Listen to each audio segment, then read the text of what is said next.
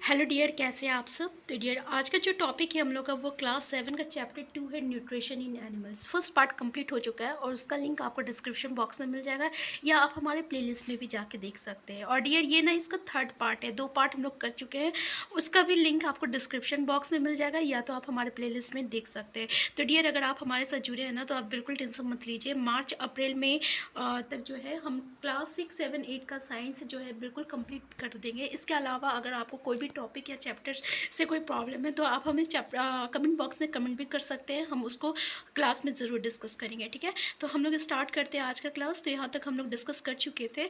तो यहाँ पे हम लोग जहाँ पे डिस्कस किए थे स्टोमक के बारे में और आपका स्मॉल इंटेस्टाइन के बारे में, तो मैं थोड़ा सा आपको बता देती हूँ स्टोमक के बारे में कि स्टोमक जो रहता है ना, ये आपका जे सेप्ट, फ्लैट एंड जे सेप्ट का रहता है। इसमें 3 टाइप का मतलब कि जूस, जैसे कि म्यूकस हो गया, हाइड्रोक्लोरिक एसिड हो गया, डाइजेस्टिव जूस हो गया, इसका सिक्रेशन होता है। जो तो म्यूकस जो रहता है प्रोटेक्ट करता है inner lining of the stomach को, और एसिड जो रहता है हाइड्रोक्लोरिक एसिड, ये जितना भी जर्म्स हम लोग के बॉडी में इंटर होता है ना, उसको ये किल करता है। इसके साथ साथ ये जो है पूरे मीडियम को स्टोमक में आपका एसिडिक बना देता है, जिसके कारण डाइजेस्टिव जूस जो रहता है उसको पे एक्ट करता है और ये प्रोटीन को ब्रेक करता है सिंपलर सब्सटेंसेस में।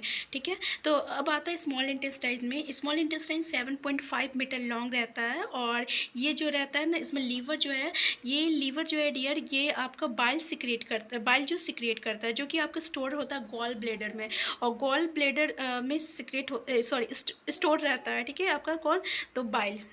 तो डियर, ये जो बाइल रहता है ये बहुत ही इंपॉर्टेंट प्ले रोल करता है किसमें, तो डाइजेशन ऑफ फैट्स में। तो याद कीजिए, याद रखिएगा, पैन के यहाँ पे जो डाइजेस्टिव जूस जो है ना, ये आपका प्रोटीन का डाइजेशन कर रहा है आपका स्टोमक में, और बाइल जो है फैट का डाइजेशन कर रहा है स्मॉल इंटेस्टाइन में। ये दोनों इंपॉर्टेंट है। ठीक है, तो इससे इसका अच्छी एक्सप्लेनेशन जो है हम इससे पहले वाले वीडियो में कर चुके हैं। अगर आप देखना चाहें तो वहाँ पे जाके देख सकते हैं। देखिए, ये बहुत ही इंपॉर्टेंट है। ये क्या है ना आपका, कि इसमें क्या हुआ था डियर, कि एक व्यक्ति था, उसका नाम था एलेक्स संत मार्टिन। वो उसको 1822 में ना गन से शूट होने की वजह से इसके स्टोमक जो है डैमेज हो गया था। तो डॉक्टर विलियम ब्यूमोट जो थे ना, उसको जान बचा लिए थे, लेकिन उसके स्टोमक में एक होल हो गया था। तो पता है ये क्या हुआ, इस होल से ना इसको एक अपॉर्चुनिटीज़ मिला कि वो स्टोमक में क्या हो रहा वो देख सकता था। तो वो जब देखे ना, तो पता है क्या देखे, कि ये इसका जो स्टोमक है ना, एक तरह का वाल और एक तरह का आपका फ्लूइड सिक्रीट करता है, और जो कि आपका फूड को डाइजेस्ट कर रहा है। और इसका जो आपका स्टोमक का एक एंड है ना, वो आपका इंटेस्टाइन में जाके ओपन होता है और यहीं पे जाके आपका डाइजेशन कंप्लीट होता है। ठीक है, अब नेक्स्ट पॉइंट है डियर हम लोग का एब्जॉर्प्शन। तो यहाँ पे एक पॉइंट बहुत इंपॉर्टेंट है, देख लीजिए कि तो डियर, यहाँ पे ना कार्बोहाइड्रेट जो है ना, इसका ये जिसका जब डाइजेशन होता है तो ये ब्रेक होता है आपका सिंपल शुगर में, जिसको हम लोग ग्लूकोज कहते हैं, और फैट जो रहता है फैटी एसिड एंड ग्लाइसेरोल में होता है, और प्रोटीन एमिनो एसिड में होता है। ठीक है, तो ये सब जो है ना, देखिए डाइजेशन में जो कॉम्प्लेक्स सब्सटेंसेस है वो ब्रेक होता है सिंपल सब्सटेंसेस में। तो ये जो आपका कार्बोहाइड्रेट हो गया, फैट हो गया, प्रोटीन्स हो गया, ये आपका कॉम्प्लेक्स सब्सटेंसेस है जो कि ब्रेक हो रहा है सिंपल सब्सटेंसेस, तो ग्लूकोज दे रहा है, फिर फैटी एसिड ग्लाइसिरोल दे रहा है, और protein and protein amino acid दे रहा है। ठीक है, तो अब देखते हैं डियर हम लोग नेक्स्ट टॉपिक। आज का टॉपिक यहाँ से है आपका absorption in the small intestine. Dear, ये एब्जॉर्प्शन होता क्या है, देखिए जो डाइजेस्टेड फूड है ना, यहाँ पे फूड का डाइजेशन हो गया, अब स्मॉल इंटेस्टाइन तक आता है। तो स्मॉल इंटेस्टाइन के वाल में, ठीक है, जितने भी आपका डाइजेस्टेड फूड है उसके ब्लड वेसल से वो क्या पूरे ब्लड वेसल से जो फूड जो रहता है वो पास होता है। तो इस प्रोसेस को हम लोग क्या कहते हैं, एब्जॉर्प्शन कहते हैं। तो आपके स्मॉल इंटेस्टाइन के जो इनर वॉल्स है ना, उसमें ना एक फिंगर लाइक प्रोजेक्शंस रहता है, ठीक है, इस तरीके से इस तरीके से निकला हुआ रहता है। इसको हम लोग ना विली कहते हैं। अगर हम लोग सिंगुलर वर्ड में सिंगल विली को कहें तो उसको क्या ना होता है, विलस कहते हैं। ये जो विली रहता है ना डियर, वो आपका स्मॉल इंटेस्टाइन का जो सरफेस एरिया रहता है ना, उस सब सरफेस एरिया उसको इंक्रीज करता देता है, ताकि ऑब्जर्प्शन ज़्यादा से ज़्यादा डाइजेस्टेड फूड का हो सके। और जितने भी ऑब्जर्प्शन करने के बाद वो क्या करता है, ये डाइजेस्टेड सब्सटेंस के पूरे बॉडी पार्ट में ब्लड वेसल्स के थ्रू ये क्या कर देता है, ट्रांसपोर्ट कर देता है। और फिर ये फूड का डाइजेस्टेड फूड का क्या होता है, बॉडी जो रहता है यूटिलाइज करता है। तो इस प्रोसेस को हम लोग एसिमिलेशन कहते हैं। मतलब जो डाइजेस्टेड फूड हुआ ना, जो इसको ये अब्जॉर्ब किया है, और इस अब्जॉर्ब फूड को वो जो पूरे बॉडी में ट्रांसपोर्ट कर रहा ब्लड वेसल्स के थ्रू, इस प्रोसेस को हम लोग एसिमिलेशन कहते हैं। ठीक है। तो डेयर ये जब बॉडी में सेल्स में हम लोग का जा रहा है डाइजेस्टेड मतलब अब्जॉर्ब फूड, तो ये जो ग्लूकोज टूटता है, ठीक है, यानी जो ग्लूकोज हम लोग का है, ये ग्लूकोज जो है ना, ये आपका जैसे कि हम लोग जब ऑक्सीजन इनहेल करते हैं, सॉरी, जब हम लोग सांस लेते हैं तो ऑक्सीजन इनहेल होता है, तो ये जो ऑक्सीजन की प्रेजेंस में, ठीक है, ये जो ग्लूकोज है ये ब्रेक होता है और क्या देता है, कार्बन डाइऑक्साइड और वाटर देता है, और फिर हम लोग को एनर्जी रिलीज होता है। ठीक है। तो यहाँ पे क्या होता है, कार्बन डाइऑक्साइड वो रिलीज हो रहा है इस तरीके से, और हम लोग ऑक्सीजन को यहाँ पे इस तरीके से कंज्यूम करते हैं। ठीक है। अब इसके बाद भी जो फूड जो है अभी तक मतलब कि एब्जॉर्ब नहीं हो पाया है, वो किस में चला जाएगा, वो अनडाइजेस्टेड फूड में हो जाता है, और वो अनडाइजेस्टेड फूड कहाँ चला जाएगा, लार्ज इंटेस्टाइन में चला जाएगा। ठीक है। तो डियर ये जो लार्ज इंटेस्टाइन होता है ना, ये 1.5 मीटर लॉन्ग होता है, और यहाँ पे क्या होता है, फिर से जो अनडाइजेस्टेड फूड रहता है उससे कुछ वाटर और कुछ सॉल्ट को अब्जॉर्ब करता है। ठीक है। और कुछ मिनरल को, जो कि हमारे बॉडी के लिए इंपॉर्टेंट होता है। उसके बाद जो वेस्ट प्रोडक्ट हुआ, ठीक है, वो हम लोग के बॉडी से जो है निकल जाता है। ठीक है। और उस प्रोसेस को हम लोग क्या कहते हैं, इजेशन कहते हैं। तो the faecal matter is remove through the anus from time to time, इसको हम लोग क्या कहेंगे, this process is called the egestion.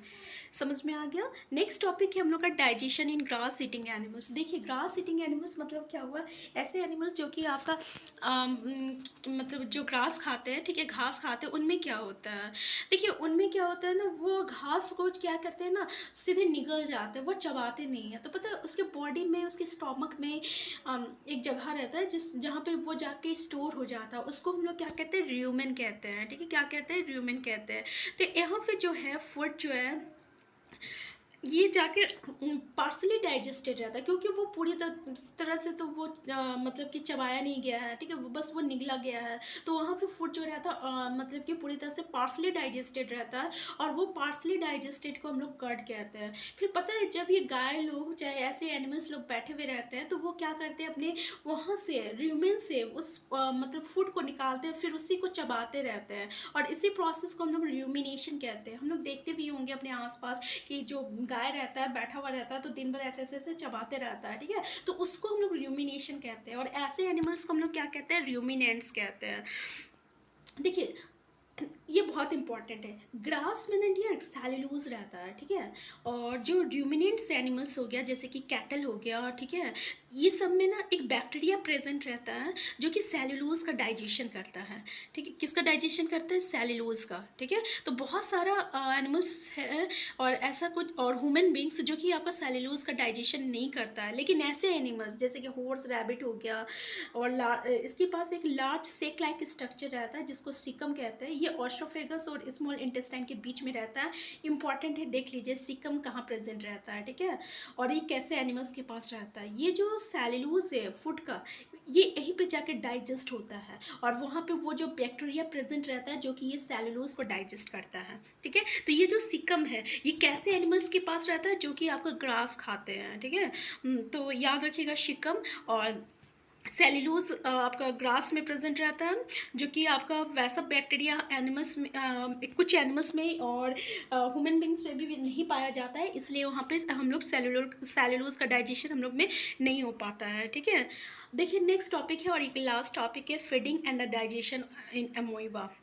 एमोइबा क्या है डियर, तो ये ना एक तरह का आपका सिंगल सेल्ड ऑर्गेनिज्म है, यानी यूनिसेलुलर ऑर्गेनिज्म हम लोग कहते हैं, जो कि सिंगल एक ही सेल से बना हुआ रहता है। इसमें किसी तरह का ऑर्गन नहीं है, जिससे कि हम लोग खाना खा रहे हैं, इंजेक्शन होता है, फिर वहाँ बॉडी में जाके एब्जॉर्प्शन हो रहा है, फिर डाइजेशन हो रहा है, फिर एक्सक्रिएशन हो रहा है, जो भी होता है ये एक सिंगल सेल है। यहाँ पे एक न्यूक्लियस प्रेजेंट रहता है, सारा फंक्शन इसी सेल के अंदर होता है।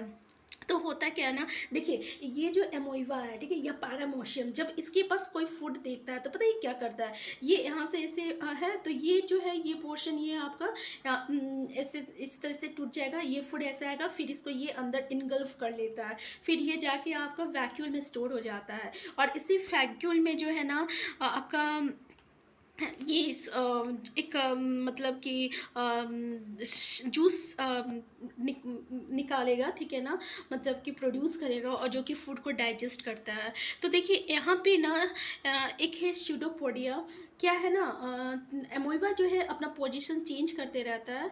ये क्या करता है, एक मतलब एक फिंगर लाइक प्रोजेक्शंस निकालता है जिसको हम लोग प्रोजेक्श स्यूडोपोडिया कहते हैं, जो कि आपका एक फॉल्स फिट होता है। ऐसा फिट इसमें पेड़ होता नहीं है, लेकिन इस स्यूडोपोडिया को हम लोग फॉल्स फिट कहते हैं, जो कि फूड को कैप्चर करता है और उस फूड को कैप्चर करता है, ठीक है। तो इसके मूवमेंट के लिए कौन सा जो फॉल्स फिट रहता है उसको हम लोग क्या कहते हैं, स्यूडोपोडिया कहते हैं, ठीक है। क्योंकि ये अमोइबा हमेशा अपना शेप जो रहता है चेंज करते रहता है। जब इसके सामने ऐसा कोई फूड आ जाता है तो वो उसका फिंगर लाइक प्रोजेक्शन निकल जाता है और वो फूड को क्या करता है, कैप्चर कर लेता है। अब देखिए एमोइबा में क्या प्रेजेंट है, आपका फूड वैक्यूल प्रेजेंट है, ठीक है। वहीं जाके फूड जो रहता है स्टोर होता है। देखिए यहाँ पे डाइजेस्टिव जूस जो रहता है सिक्रेट होता है फूड वैक्यूल में, और जो कि आपका क्या करता है, फूड में फूड पे एक्ट करता है और ब्रेक करता है सिंपलर सब्सटेंसेस में, ठीक है। तो अब इस तरीके से यहाँ पे फूड का डाइजेशन हुआ और ये डाइजेशन फूड जो है ये पूरे बॉडी में एब्जॉर्ब होता है। क्लियर है। तो इसी तरह आपका पैरामोशियम हो गया, एमोइबा हो गया, इसमें ऐसे ही प्रोसेस होता है। यहाँ पे देखिए dear, the absorb substance are used for growth, maintenance and multiplication and the undigested residue of the food is expelled out. अब यहाँ पे क्या होता है कि जो अनडाइजेस्टेड फूड जो रहता है वो बॉडी से जो है फूड वैक्यूल से जो है वो एक्सपेल कर देता है, बाहर निकाल देता है, ठीक है। सेम प्रोसेस जैसे ह्यूमन बींग्स में हो रहा है, जैसे मल्टी सेलुलर ऑर्गेनिज्म में हो रहा है, वहाँ पे डिफरेंट ऑर्गन्स रहता है जो कि इस प्रोसेस को परफॉर्म करता है। लेकिन आपका सिंगल ऑर्गेनिज्म में ऐसा कोई ऑर्गन्स नहीं रहता है, एक ही सेल रहता है और उसमें सारा फंक्शन जो रहता है परफॉर्म होता है, ठीक है। तो यहाँ पे डियर हम लोग इस चीज़ को कंप्लीट कर चुके हैं। नेक्स्ट चैप्टर में हम लोग नेक्स्ट टर्म्स को देखेंगे। यहाँ पे जो है आपका कुछ कीवर्ड दिया हुआ है, इस कीवर्ड को आप अच्छे से देख लीजिएगा क्योंकि क्वेश्चन जो रहता है इन कीवर्ड से ज़रूर पूछा जाता है। तो हम फिर मिलते हैं, तब तक के लिए आप खुश रहिए, स्वस्थ रहिए, और आपको कुछ भी क्वेरीज होगा तो प्लीज़ कमेंट बॉक्स में आप कमेंट करके हमें बता सकते हैं। हम फिर मिलते हैं। Thank you.